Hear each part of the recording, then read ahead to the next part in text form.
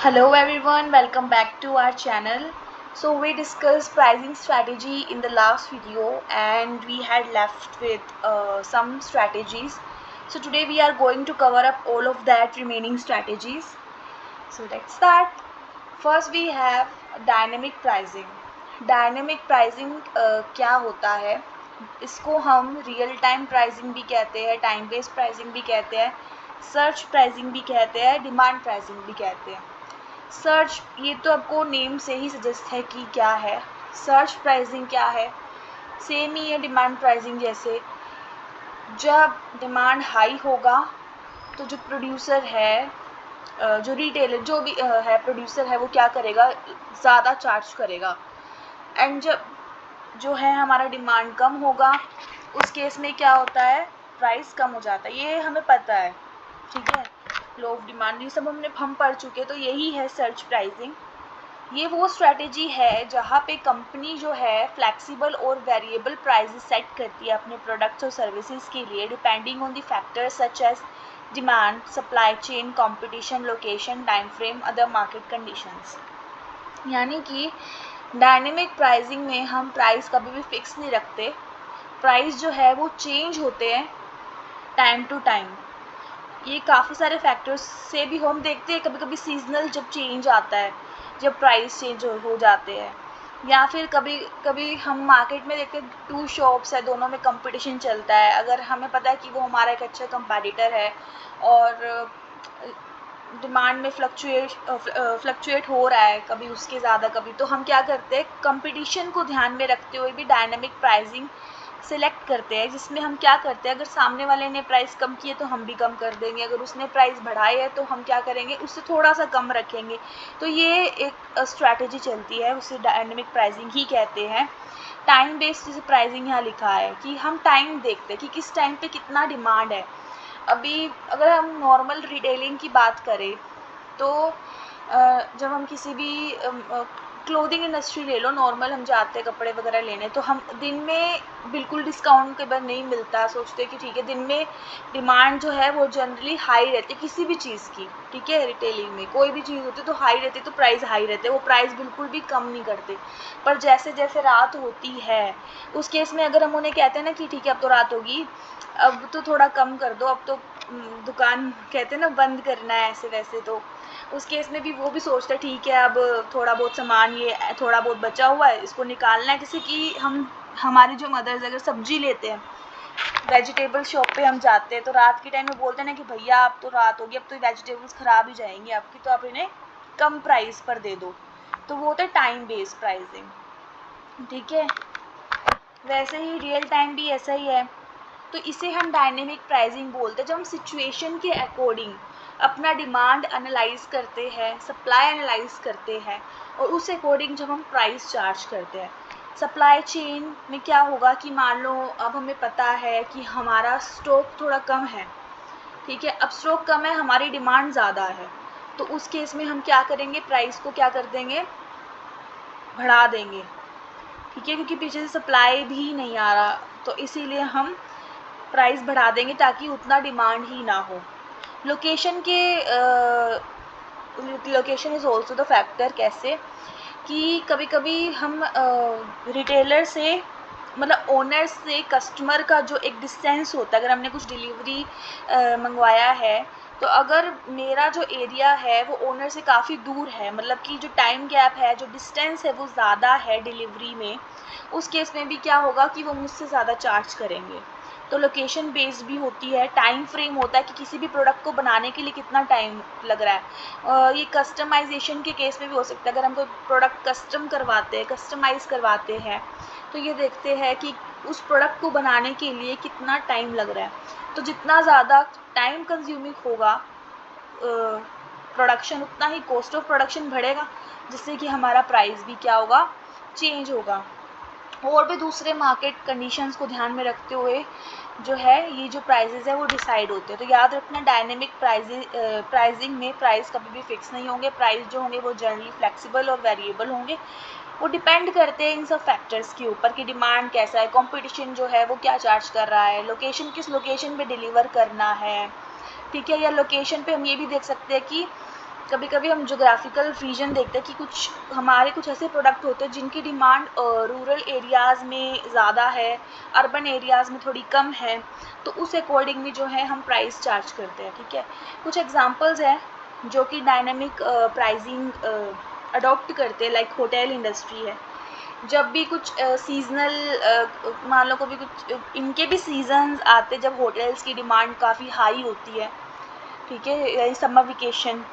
ठीक है, जब छुट्टियाँ हो जाती है तो हम पेरेंट्स के साथ जाते हैं, तो समर वेकेशन में या कभी भी जैसे विंटर में, न्यू ईयर के टाइम पे लोग काफ़ी जाते हैं हिली एरियाज़ में, तो होटल्स की डिमांड हाई हो जाती है। तो उस केस में वो क्या करते हैं, प्राइस बढ़ा देते हैं। पर जैसे ही नॉर्मल सीज़न आएगा, नॉर्मल टाइम आता है जब इतना टूरिस्ट नहीं आते, तो उस केस में वो क्या करते हैं, वो बिल्कुल जो प्रीमियम रूम्स होंगे ना, उनको भी वो बहुत ही नॉर्मल बेसिक्स उसके लिए चार्ज करेंगे। Same with airline. एयरलाइन क्या करती है, डायनेमिक प्राइसिंग ही तो करती है। एयरलाइन में काफ़ी सारी अलग अलग बिजनेस क्लास, इकोनॉमी क्लास, मतलब अलग अलग क्लास है। तो ठीक है, फर्स्ट क्लास ऐसे है ना, तो अलग अलग हालांकि देखो सबका डेस्टिनेशन सेम होगा, सब सेम प्लेन में बैठे हैं, सबका डेस्टिनेशन सेम है, थोड़ा बहुत सर्विसेज में फ़र्क पड़ेगा, फूड में चेंजेस होंगे, सिटिंग थोड़ा फ्लेक्सिबल होगा। ठीक है, लेकिन देखा जाए तो जो प्रोडक्ट है वो सेम है। सब कैसे जा रहे हैं, थ्रू एयरवे से जा रहे हैं ना, तो वो चीज़ सेम है, लोगों को पता है। लेकिन ठीक है, ये एयरलाइन ऐसा क्यों करती है, क्योंकि वो देखते हैं कि ठीक है, जो विलिंग टू पे है, जिन्हें चाहिए अच्छी क्वालिटी, ठीक है, अच्छी फैसिलिटीज़, तो क्यों ना हम उनसे ज़्यादा चार्ज करें, उन्हें कुछ लिटिल बिट कुछ एक्स्ट्रा फैसिलिटीज़ अवेल करवा के। तो एयरलाइन भी जो है वो डायनेमिक प्राइसिंग ही करती है, प्रोडक्ट सेम रहता है लेकिन उसके अंदर वो अलग अलग प्राइसेस चार्ज करती है, अलग अलग कस्टमर की नीड्स के अकॉर्डिंग। रिटेलिंग में भी यही रहता है।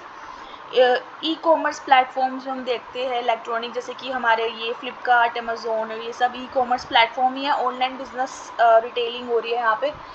तो ये कैसे करेंगे, आप सोचो कि एक तो इनको ये लोग स्टॉक पहले से नहीं रखते, ऑन द स्पॉट होता है, या फिर कुछ बहुत कम जो है ये स्टॉक मेंटेन करके रखते हैं, इन्हें ज़रूरत नहीं है बड़े बड़े, जैसे कि अगर हम फिज़िकल बिज़नेस की बात करें ऑफलाइन, तो वहाँ पे हमें स्टॉक मेंटेन करके रखना पड़ता है गोडाउन्स में।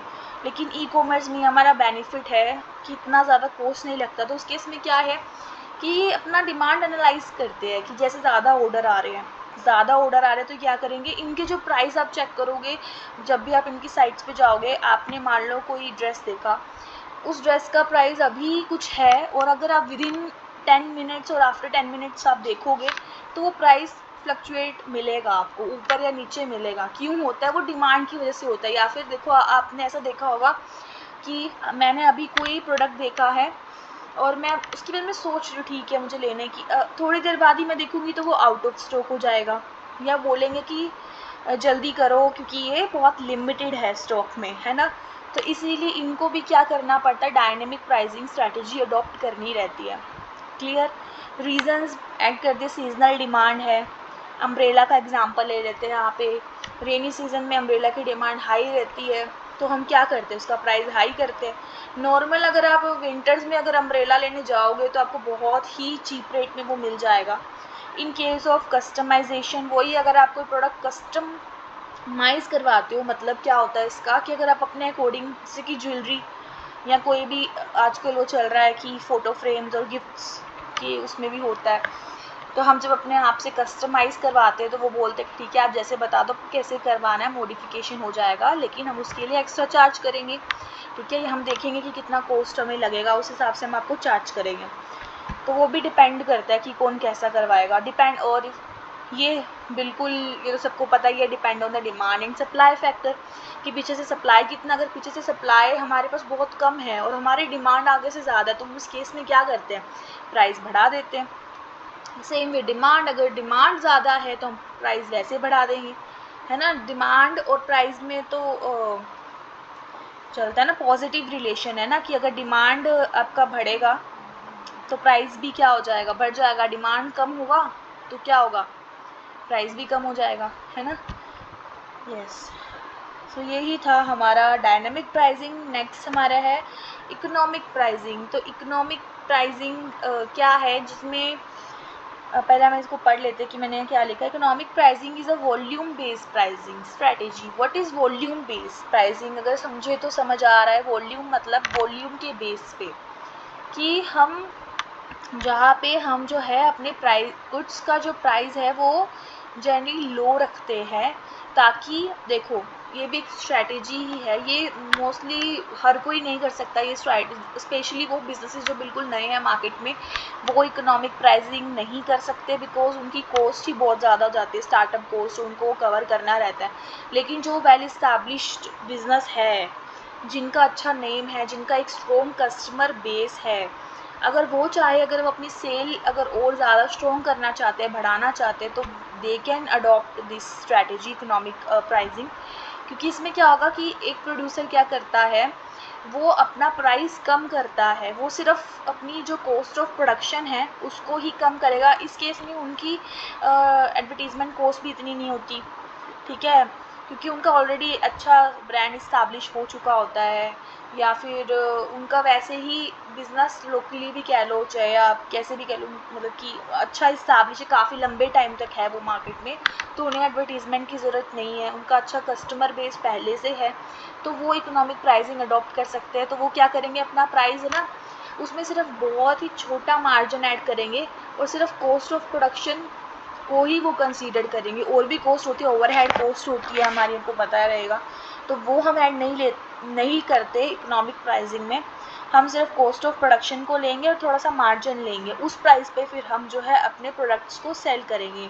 अब आप ये कहेंगे कि ये तो फिर हम लॉस में चले जाएंगे, पर नहीं, इससे क्या होगा, उनका सेल बूस्ट होगा, क्योंकि वो दूसरों के मुकाबले क्या कर रहे हैं, कम रेट्स में प्रोवाइड करवा रहे हैं, बहुत ही कम रेट्स में करवा रहे हैं, जिससे क्या होगा कि सामने वाला वही प्रोडक्ट एक दिन में 10 पीस बेच रहा है और हम यहाँ पे 20-30 बेच रहे हैं, तो जिससे कि हमारा ओवरऑल जब क्वांटिटी बढ़ेगा तो हमारा जो लॉस है ना वो अपने आप ही कम हो जाएगा, कवर अप हो जाएगा। भले ही हमने प्राइस कम कर दिया, लेकिन अगर हम वो प्रोडक्ट ज़्यादा बेच रहे, नॉर्मल एक रेंज है, सेलिंग की जो रेंज है, हम उससे एक दिन में ज़्यादा बेच रहे हैं, हम निकाल पा रहे हैं, तो जिससे जो हमारा ओवरऑल जो लॉस है ना वो कवर अप हो जाएगा। तो यही यहाँ लिखा हुआ है, where in you price goods low and gain revenue based on the number of customers who purchase your product।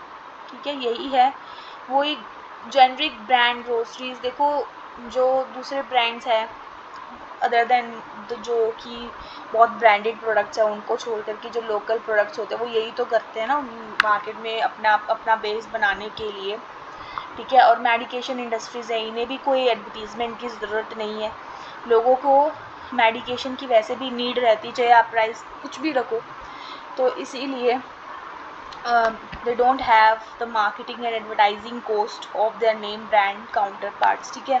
तो इसीलिए ये लोग क्या करते हैं, इकोनॉमिक प्राइसिंग अडॉप्ट करते हैं। The strategy work best for established companies that have achieved cost efficient production, जिनका जो कॉस्ट में भी अच्छे है, एफिशिएंट प्रोडक्शन हो रहा है उनका, ठीक है, तो वो क्या करते हैं, वो अपना प्राइस लो कर देते हैं, और जो उनकी जो कॉस्ट होती है वो कैसे कवर करते हैं, that those cost can be spread over many products, ठीक है। लोग मान लो दूसरे लोग जो है अपनी कॉस्ट एक ही प्रोडक्ट को बेचकर कवर कर रहे हैं पर प्रोडक्ट पे, लेकिन हम क्या कर रहे हैं, हम ज़्यादा से ज़्यादा प्रोडक्ट को सेल करके हमारी ओवरऑल कॉस्ट को कवर कर रहे हैं।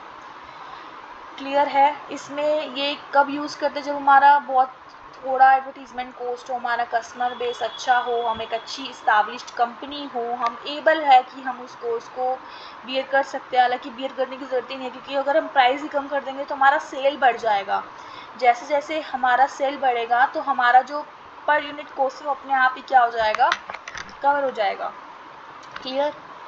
नेक्स्ट है हमारा मार्जिनल कॉस्ट प्राइसिंग।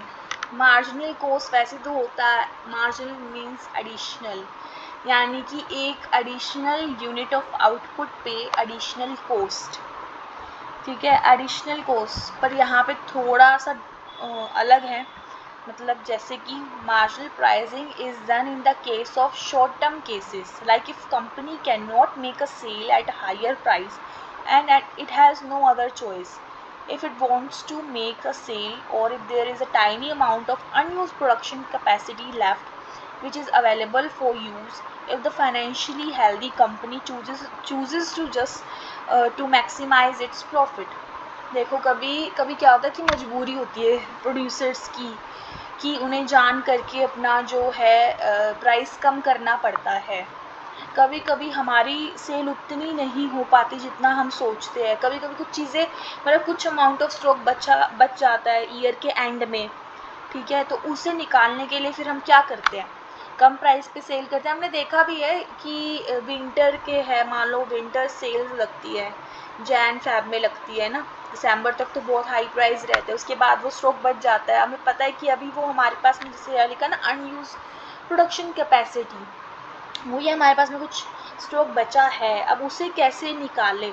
अब वो हम हाई प्राइस पे तो सेल नहीं कर सकते, नेक्स्ट ईयर के लिए भी नहीं रख सकते। हमें पता है ट्रेंड जो है बहुत जल्दी चेंज हो रहा है होता है। तो फिर क्या होता है, विंटर सेल लगती है जैन फैब मार्च में, जिसमें जो विंटर क्लोथ्स होते हैं वो बहुत ही चीप रेट पे अवेल करवाए जाते हैं।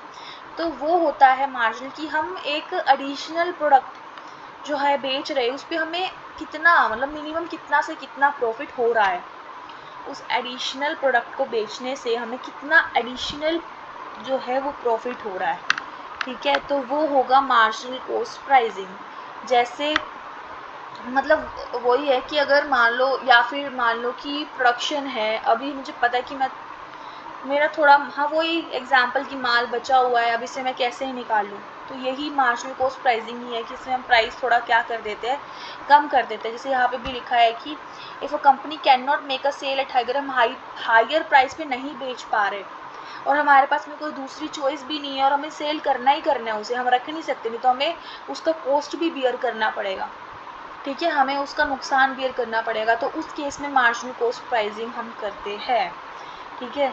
when company has left with unused production capacity when demand is low, ठीक है, in case of seasonal items. वही है, मैंने विंटर क्लोथ्स का नाम लिया। विंटर क्लोथ्स क्या आप समर में सेल कर सकते हो? नहीं कर सकते, है ना। समर में उनकी डिमांड क्या है, बहुत कम होती है। उस केस में अगर आप विंटर क्लोथ्स, वैसे तो मिलना ही थोड़ा मुश्किल रहता है, लेकिन अगर मिल भी जाए तो भी वो बहुत ही कम प्राइस पे आपको दे देंगे, क्योंकि उन्हें भी बस उसका जो एक मार्जिनल जो एडिशनल कॉस्ट है वो कवर करना है, समझ रहे हो। लोकेशनल प्राइसिंग है, जैसे कि लास्ट उसमें पढ़ा हमें डायनामिक में, सेम यही है, और कि अलग अलग एरियाज़ में अलग अलग प्राइसिंग रखना, ठीक है। एयरलाइंस, होटल्स और रिजॉर्ट्स, अब ये कैसे करते हैं मार्जिनल कॉस्ट प्राइसिंग, थोड़ा समझते हैं। मान लो कि अभी एयरलाइंस में ना क्या हो गया कि इस बार फ्लाइट में सारी सीट्स कवर नहीं हुई, कुछ सीट्स रह गई। अब वो रहता है ना कि हम कभी कभी बस में कहीं पे भी जाते हैं तो हमें रहता है कि नहीं, हम एक छोटा सा एग्जांपल ले लेते हैं, ऑटो वाला ले लेते हैं कि जब हम ऑटो में जाते हैं ऑटो वाले कहते हैं नहीं नहीं अभी ऑटो क्या है फुल नहीं हुआ। जब मैं अपना एग्जांपल भी ले लूँ, अगर हम कॉलेज से जब पीजी हमें जाना था तो हमें क्या होता था कि ऑटो वाला वेट करवाता था, वो कहता था कि नहीं अभी ये ऑटो फुल होगा फिर ही हम जाएंगे। तो वो क्या है, वो यही है मार्जिनल कॉस्ट है, क्योंकि क्या है डिमांड उस वक्त थी नहीं, बच्चे थे नहीं, फिर भी वो वेट करते कि हाँ उनकी सीट्स क्या हो जाए, फुल हो जाए, किसी भी तरीके से वो जो अपना खर्चा है आने जाने का वो निकाल ले। तो वही एयरलाइंस में, होटल्स में भी है कि मान लो रूम्स जब डिमांड हो नहीं रही है, सीजनल डिमांड सीजन्स में, या फिर जब सीज़न नॉन सीज़न होता है, जब डिमांड नहीं हो रही है तो होटल्स क्या करते हैं, होटल इंडस्ट्री यही तो मार्जिनल कॉस्ट प्राइसिंग ही तो अडॉप्ट करती है, ठीक है। रिजॉर्ट्स, एयरलाइंस, कभी कभी बहुत सस्ती में टिकट्स मिल रही होती है, क्यों, क्योंकि डिमांड बहुत कम हो रही होती है उस टाइम पे, सीट्स पूरी नहीं हो रही होती है, खाली फ्लाइट जा नहीं सकती, ठीक है, तो पूरी सीट्स कवर करने के लिए ताकि हम उन सीट्स का भी कुछ खर्चा निकाल ले, तो इसीलिए क्या है मार्जिनल कॉस्ट प्राइसिंग है। अब आता है ये हमारा लास्ट है, yes, differential, yes, differential cost plus pricing. So what is differential cost plus pricing? Name से ही जैसा है कि differential cost मतलब हम डिफरेंट प्राइजेस चार्ज करते हैं डिफरेंट कस्टमर्स के लिए या डिफरेंट टाइम के लिए, और भी काफ़ी सारे फैक्टर्स हैं। ये भी सेम ही है डायनामिक की तरह, कुछ भी कह लो, इसे हम डिस्क्रिमिनेटरी प्राइसिंग भी बोलते हैं, क्योंकि इसमें हम डिस्क्रिमिनेशन करते हैं, हम कुछ कस्टमर से तो ज़्यादा प्राइस चार्ज करेंगे और कुछ कस्टमर से कम करेंगे, ठीक है। आप डॉक्टर्स का ले सकते हो कि डॉक्टर्स जब पता लगता है कि हाँ भाई ये एक पेशेंट है जो विलिंग टू पे, मतलब इसकी कैपेसिटी है ये दे सकता है, उससे हम ज़्यादा चार्ज करते हैं। कोई बता देता है कि ठीक है मेरे पास इतना नहीं है, नहीं दे सकते, तो उनसे डॉक्टर्स क्या करते हैं, कम उनकी कुछ उनके पॉलिसीज़ है कुछ होती है, तो उनके थ्रू क्या होता है, उनका जो बिल होता है वो थोड़ा कम हो जाता है, डिस्काउंट कर देते हैं, है ना। तो वो भी हम ले सकते हैं इसमें। और फ्लैक्सिबल रहती है इसमें प्राइसिंग, क्योंकि प्राइसिंग हम चेंज कर सकते हैं customer to customer. Multiple pricing भी हो सकती है। एयरलाइंस में आप देख लो मल्टीपल प्राइसिंग ही है, अलग अलग क्लास के लिए जो है, अलग अलग सीट्स के लिए अलग अलग क्या है प्राइसिंग है, ठीक है। वो किस बेस पे, कस्टमर की नीड्स के अकॉर्डिंग है। वेरिएबल प्राइसिंग यही है। तो इनका रीजंस है डिफरेंशियल कॉस्ट के लिए, इमेज ऑफ द ब्रांड, है ना, कि अगर आपका ब्रांड की इमेज के ऊपर भी ये डिपेंड करता है कि हम डिफरेंशियल कॉस्ट कर सकते हैं, ठीक है। ज्योग्राफिकल फैक्टर्स हैं, कैसे कि अगर मतलब कुछ एक एरियाज़ में डिमांड है, कुछ एक एरियाज़ में आपका प्रोडक्ट रिकग्नाइज ही नहीं किया जा रहा, तो उस एरिया में हम सोचते हैं कि ठीक है सेल तो करनी है, थोड़ा कम चार्ज कर लेंगे, ठीक है। और इमेज ऑफ ब्रांड में भी यही है कि जहाँ पर ब्रांड की इमेज काफ़ी अच्छी है वहाँ पे हम हाई चार्ज कर सकते हैं, वही है। On the basis of the product, product के बेस पे कि आपका प्रोडक्ट कैसा है, ठीक है। कि आप कभी कभी प्रोडक्ट मॉडिफिकेशन करवाते हैं ना, कि प्रोडक्ट को बनने में कितना टाइम लग रहा है, अगर प्रोडक्ट को बनने में ज़्यादा टाइम लग रहा है तो हम ज़्यादा चार्ज करेंगे। सीजनल आइटम्स पीछे पड़ा, ये कस्टमर विलिंगनेस टू पे। तो यही था डिफरेंशियल कॉस्ट प्लस प्राइसिंग में, marginal cost plus pricing, economic pricing and dynamic pricing. I hope कि ये सब जो बच गई थी प्राइसिंग स्ट्रैटेजीज आपको समझ में आई हो। अगर फिर भी कोई भी स्ट्रैटेजी नहीं क्लियर है या मेरा समझाना नहीं समझ आया तो मुझे बताइए कमेंट सेक्शन में, फिर मैं इसके लिए अलग से, अगर आप बोलेंगे कि ये चीज़ नहीं आई समझ में तो मैं बनाऊंगी डेफिनेटली नेक्स्ट वीडियो। और अगर वीडियो अच्छा लगा तो प्लीज़ लाइक करो, शेयर करो और चैनल को सब्सक्राइब करो, और कमेंट्स प्लीज़ कमेंट्स करो, बताओ कि कैसा लग रहा है। Thank you.